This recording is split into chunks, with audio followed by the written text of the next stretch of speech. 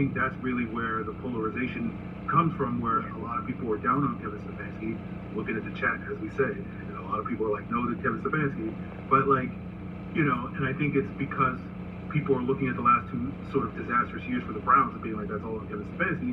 And then you have other people, well, it's like, that's not really on Kevin Stefanski. That's on, having really bad quarterbacks and all these other things falling apart for the Browns. That's on, more the personnel side of things than necessarily the coaching side of things. And so that's really where, ultimately, where you fall on that is like the real Kevin Stefanski, the guy that was able to make the Cleveland Browns of all teams a two-time playoff team in his first 4 years, or is the real Kevin Stefanski the guy that you've seen the last couple of years? And where you ultimately fall in that, and where the Falcons fall in that, will determine whether or not you perceive him to be a good coaching candidate for this team.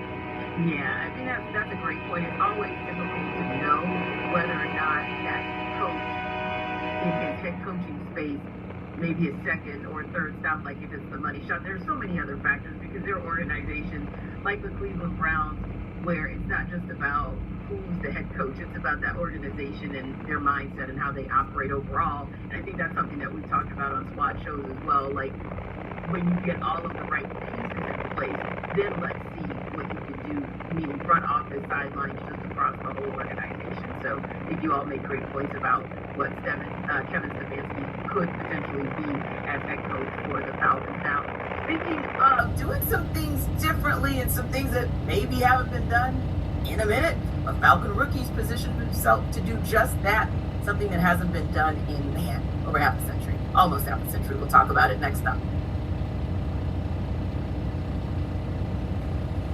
This episode of our Falcons Squad Show is brought to you by FanDuel.